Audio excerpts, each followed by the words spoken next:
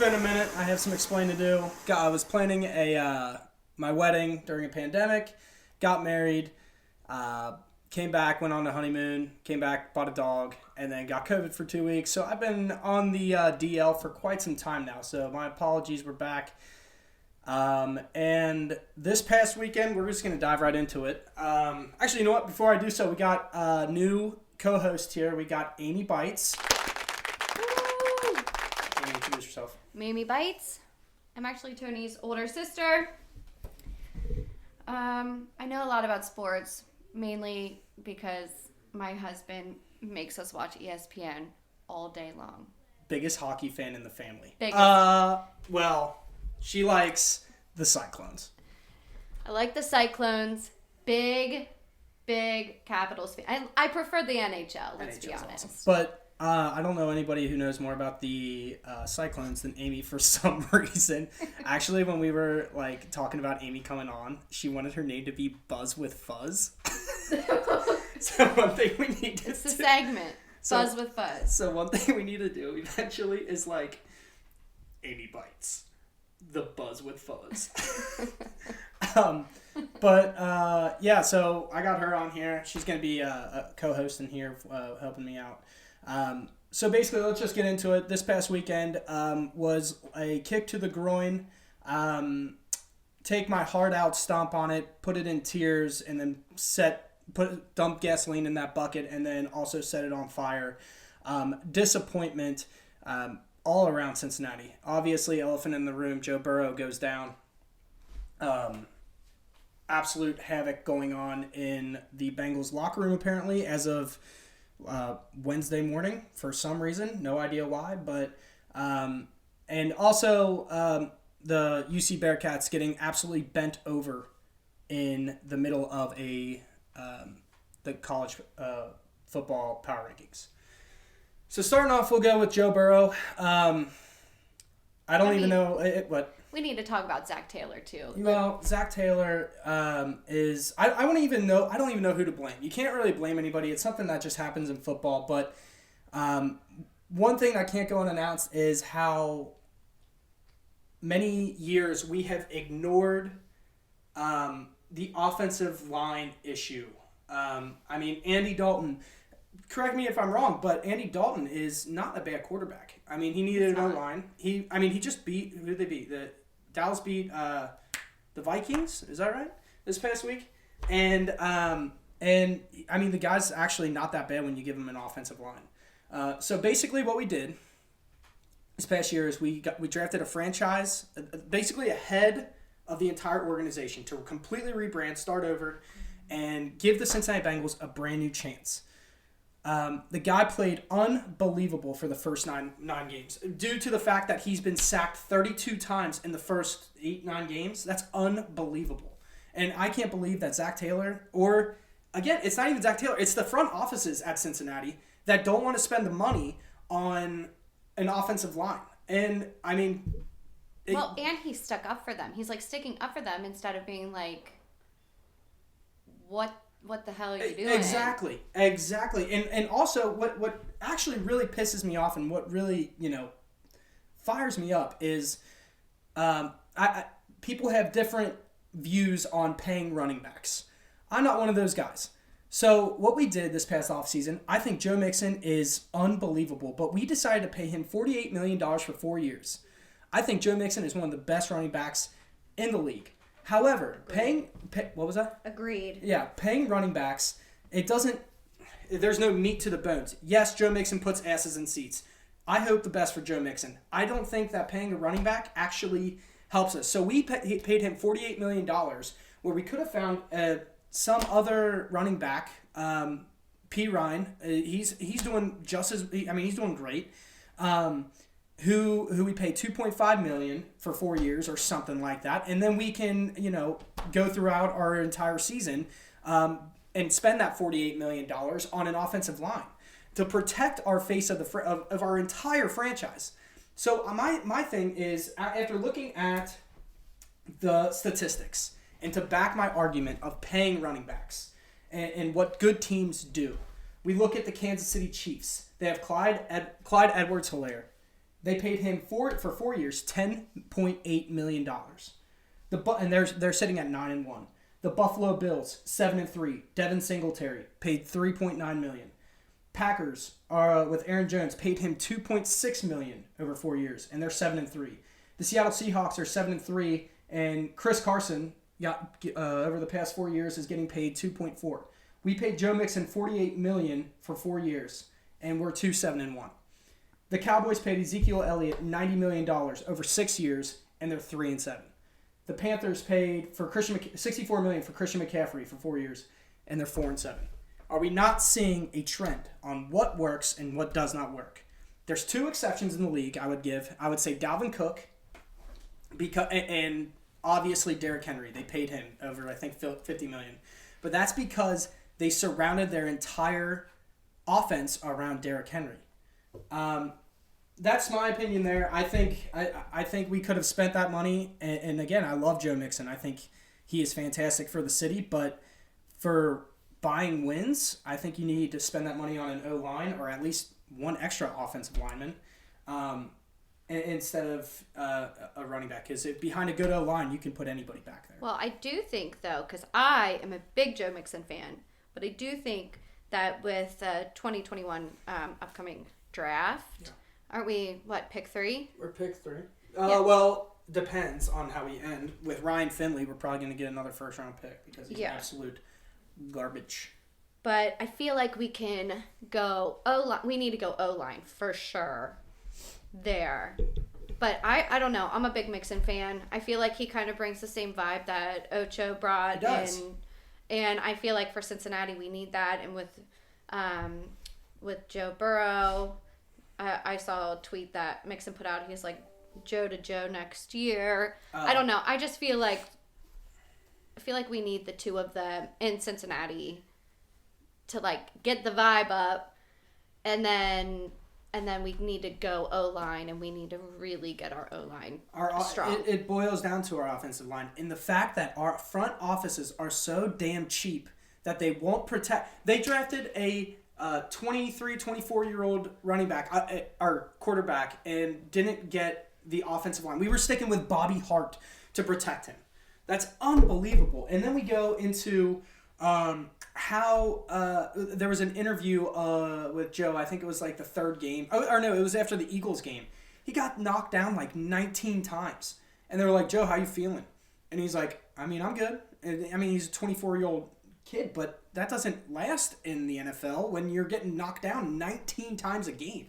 It's unbelievable. But I really think, there's opportunity coming up for the Bengals. People blame Zach Taylor. I hate his reaction on how 100%. On how he reacted after Joe Burrow got hurt. What do you mean next man up? I get he's trying to move on. Oh, we still got business to do this year. Of course you do. But damn it, you spent your first-round draft pick, and basically this dude's face is all over the town of Cincinnati, and we're just, next man up. Dude, show some damn empathy. Or when didn't he say something like, well, that's just kind of how it goes? Yeah, no, it doesn't. It doesn't go like that, especially when you have an offensive line. It's one thing after another, and then we get the news that hell is breaking loose over in the locker room, and you know what? That's culture. I don't think Mike Brown, I don't know, maybe just the front offices, Zach Taylor, I don't think we have the mentality of or I don't think Zach Taylor had, or the front offices have a mentality of a winning culture. So I think that really affects the players.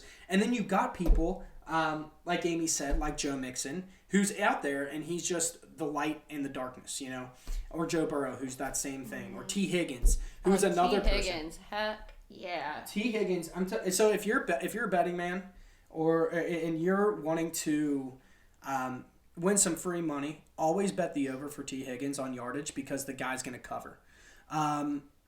Say what you say about the Bengals, but Bengals actually do cover. But but T. Higgins, that dude has shown up day in and day out. Tyler Boyd is another one who's showing week in, week out, where they are catching third down conversions. T. Higgins, I think he makes big plays, and all he said was, I like the fact that Joe Burrow trusts me and he throws it up to him. One guy that I think needs to go, an unpopular opinion, AJ Green. I don't think he cares anymore. I think he was asking to get traded. Yeah, and I don't think he. After we played, I think it was the Colts when Burrow threw an interception when he wasn't even running after the guy. I mean, I think that's inexcusable. Also, a big thing about him that really bothers me is he's not catching passes anymore. Now AJ Green's never been the one to be like, oh, I'm going to beat this guy on the outskirts. I'm going to outrun him. He's always been catching in traffic, right? So, but nowadays when he is open or we do throw the ball to him, I mean, he's dropping passes. And that's the rare occasion that he is open. Instead of Dalton just lobbing it down to him, and that's probably why he flourished. But yeah, I don't know. Well, talking about T. Higgins, I do love. So I'm gonna quote something Chad Johnson tweeted out to him because he's like, I fucking love it. Not only is he wearing 85, but he's keeping the legacy of getting fined alive too. Dude, Chad is the man. He's amazing. He's like bribed the referee with $20 bills because they don't like $1 bills. That's awesome. Chad Ochocinco is.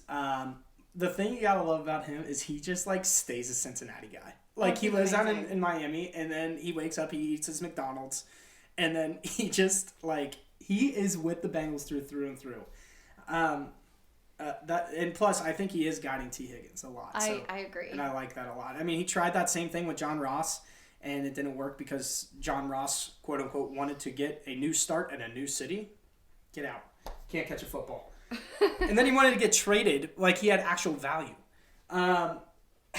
Dude, you're the fastest guy in the NFL. You should be able to do some more stuff. That's all I got on the Bengals this week. Wait, I want your opinion on Ryan Finley. Oh yeah, Ryan Finley is the perfect man to get us a second round or number 2 draft pick. He is the perfect man to lead us to that situation and pick up that offensive lineman or hell, a defensive lineman. Number one, I think number one we do go offensive line, but I mean our defensive line we have no pressure on the quarterback. And I mean if you start putting pressure on that quarterback, you're taking off of our boy Jesse Beitz back there who is having a stellar season, but you're taking some pressure off our DBs. And then you really don't even need to settle for all these high paying defensive backs. So that's just that's another bit there. But I saw something that Joe Burrow was pressured at the 3rd highest rate in the NFL among quarterbacks. Yep. I mean that's do. Crazy. And for us to just be like, well, and still throwing 300-yard games is unbelievable. He's and then amazing. for Zach Taylor to come out just the way the game goes. Oh my God. Yeah. First off, the game there are injuries. But when it comes to, I mean, settling back in the pocket and then you get blindsided or somebody gets pushed down, one of your offensive lineman gets pushed down and it goes into your knee and then your knee is completely obliterated. One big scare, that's not something to be, whatever, to something to brush off the table. But what needs to be, I think, said is people are doubting, Joe Burrow's never going to be the same. Joe Burrow is 24 years old. He is going to bounce back. The guy's mentality, remember game 1, his very first game, he had a stupid mistake where he tried to like flip the ball or he tried to shovel past something and got intercepted. The guy thrives off of proving others wrong when it comes to his failures. The guy the entire season has made it very, very well known that if he makes a mistake, he's not going to come back again. Or he's going to come back again and he's going to improve it. I think this year or next year, if hopefully he's back by game 1, I actually don't see him being, demoralized. I don't see it affecting his game. Maybe the one part of his game that it'll affect will be the scramble part, which he does very well. I don't think that's going to define him as a quarterback. So. He's pumped to come back. Oh, that dude, he is an absolute fire. I mean, the dude is one of the most motivated guys that you will ever see just looking through social media. So no worries there. One thing that I would like to jump into is our UC football. I know I made a post about it and we got some feedback on it, but college football and our UC Bearcats, it seems like we are stuck in a rut. And we got Luke Fickell, and I think Luke is unbelievable. I think I'm hoping to God he sticks around, but chances are, I think, not in our favor. So one thing that really pisses me off is no matter what school you are, let's say UC goes undefeated this year, which is very possible. Let's say they go undefeated, and we are ranked number 6 or 7, probably 7, because it seems like we don't have any room. We could do whatever. We could win every single game, have a perfect season, and still have no shot at the national championship, basically because our name isn't OSU, Alabama, or Clemson. I think. There's so many things out there that is like, we should not be playing BYU because we're not. It's not going to legitimize UC at all. All it is going to do is put BYU out there, and it's just. What they want to do with the BYU thing is so stupid. It's not going to legitimize us. It's going to legitimize our opponent, and that's just... Mind you, I don't think BYU will even play us because of the fact that they turned down, I think, Washington. Washington wanted to play them, which is a credible game for BYU. And they turned them down. And they got their quarterback going out there with any time, any place, any team around his head. Well, you are a hypocrite because you just turned down Washington. Yeah, it's stupid, and... It's not going to do anything. It's not going to improve our chances of winning any national championship or anything. It's literally just legitimizing BYU. And what pisses me off is I just don't understand why college football has to be so... We have a 4-team playoff. Okay, well, in those 4 teams, Alabama, Georgia's always up there, Clemson, and Ohio State are obviously going to get in there because they play hard teams. I get that. I totally understand that. And they should be in the national championship because they do play the best teams.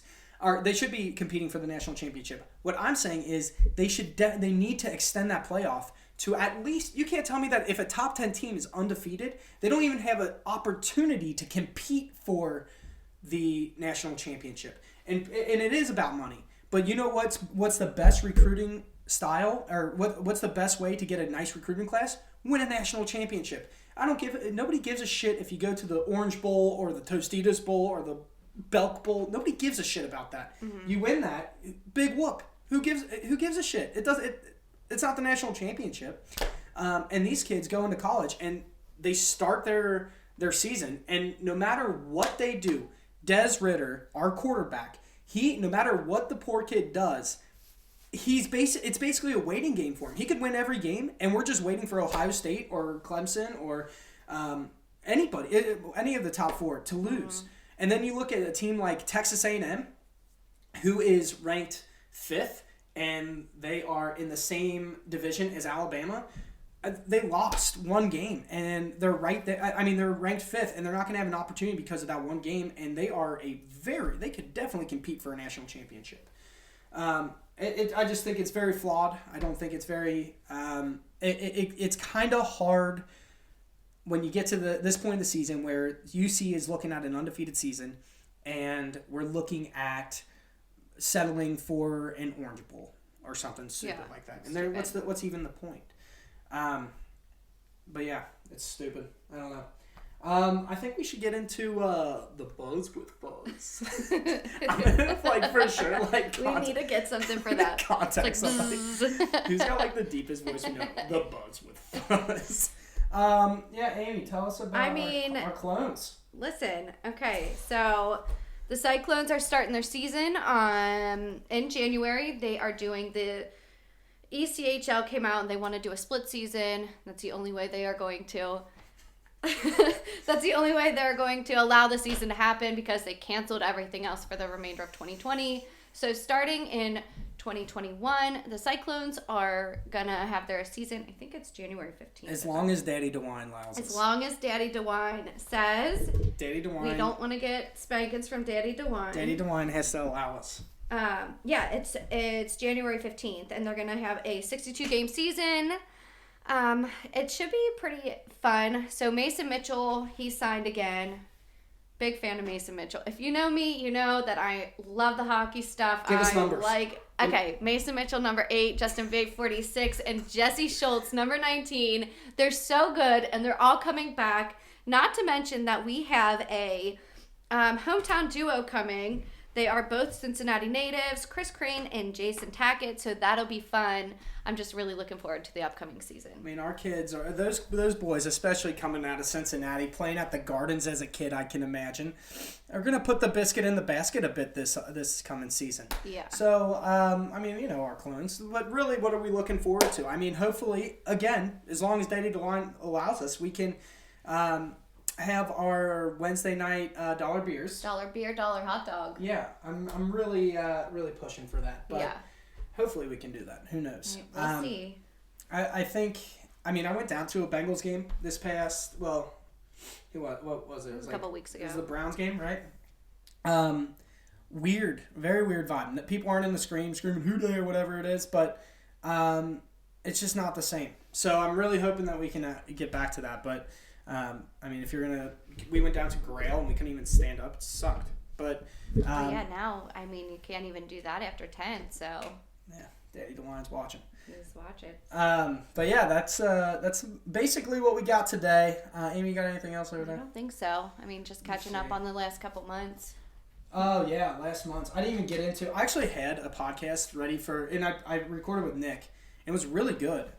It's just the wedding got in the way and. It was crazy. And then COVID knocked us out for a long time. Yeah. Well, that's basically it. But I had something on the Reds and David Bell and how much I think he basically how do we say it? Doesn't trust his lineup because he switches it every damn like depending on the pitcher, so he doesn't trust his batters. But I guess that's a story for another day. But I did have another podcast. I just didn't drop it because I didn't get to edit it.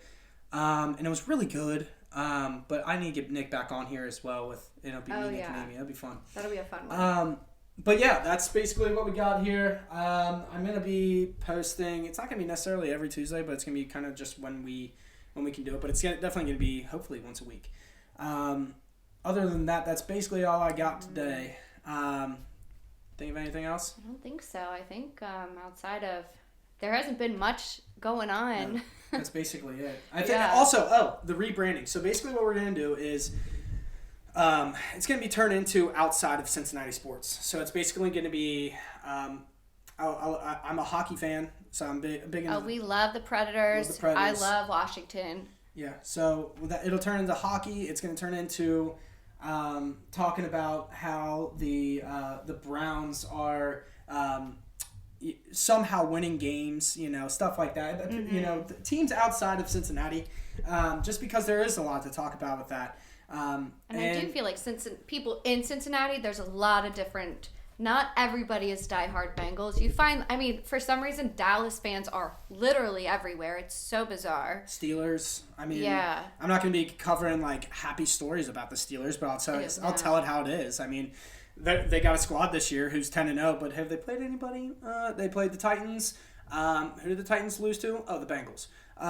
Also, they played the Ravens. Do the Ravens play good in big games? No, they don't. But they're 10-0. They're doing their job. So I can't really until they play a real team. I think they play the Bills coming up here. I really can't say much on them. So, but that's kind of content we're going to be looking at, as well as I made a special or another Twitter account just for Anchor Down, and it's just a lot of fun. Also, another thing we're gonna be doing is big. I'm big into like parlays and sports betting. So that's gonna be coming up here as well. But the boys bet on golf like you wouldn't believe. Golf. That's another one. Yeah, we need. That's another. So much golf. Yeah, we'll be touching base on that too. But anyway, that's all we got today here. Thanks for anchoring down, Cincinnati. We'll see you hopefully next week.